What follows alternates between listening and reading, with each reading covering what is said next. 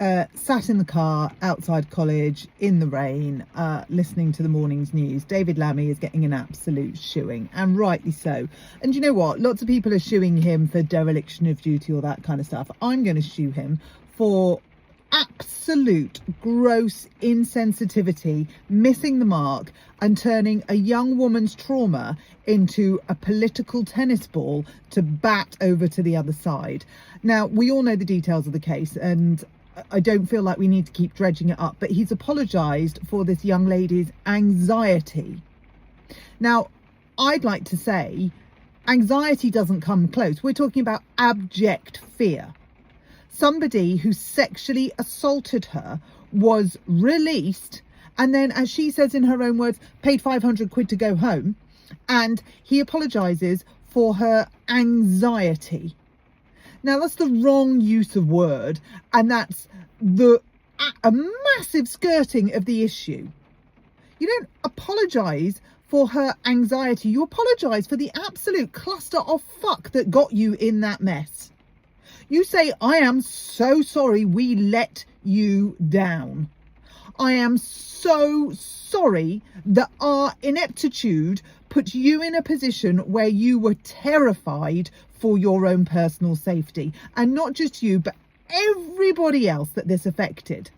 I am so sorry. Words can't convey how sorry I am that you were put in this position through our mistakes. You fall on your fucking sword. You do not sit there and use it as a political bat to the other team. Well, it was your fault in the first place that this even happened. Oh my God. Have some humility. And then he tweets, he's glad to be or proud to be the first black person to answer. I mean, are you kidding me? He's referring to Prime Minister's questions. Are you actually kidding me? You didn't even answer for a start. And are you ignoring the race and creed of all the other people in Prime Minister's questions? What I think you mean to say is you're proud to be the first black Labour Deputy Prime Minister Justice Secretary, I think is what you're trying to say, but you've got it all wrong. And you didn't answer the question. I mean, it is just astounding. A young woman was sexually assaulted. The offender was inadvertently released and then paid 500 quid to be deported. And you apologise for the anxiety that she felt. Wow. Just wow. And I've heard Robert Jenrick be grilled over this, and I've heard the question be put to Robert Jenrick that actually, do you know what, if the Conservatives had built more prisons, if the Conservatives had created more prison spaces, then there may not be an early release scheme by the Labour Party. Fair comment. Absolutely fair comment. And do you know what he said? I'm ashamed of our history. I'm ashamed of what we've done. Not our history, but he said it was poor. He absolutely said, yeah, it's not good enough. Now, you can't go anywhere with that, can you? Because he said, yeah, it's not good enough. It wasn't good enough. It's not good enough. And he still holds Labour to account, and he still says, nor is this. But he doesn't go, yeah, well, it's not good enough because, you know, we came off the back end of the Blair and the Brown years. He doesn't do that. He just says it's not good enough. And it wasn't. It absolutely wasn't good enough. And what's happening now isn't good enough. None of it is good enough for the people of this country who are living the consequences of the politicians' inability to get anything right. David Lammy is embarrassing. It is embarrassing that he is in that position. His behaviour is appalling.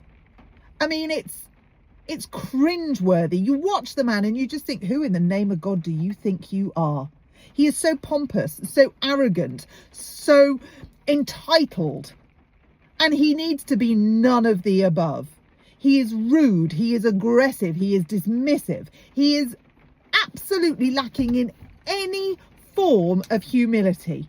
He doesn't understand the role. He doesn't understand why he's there. And the opposition, I think, yesterday, in fact, everyone on the other side and quite a lot of people on his side were just open-mouthed.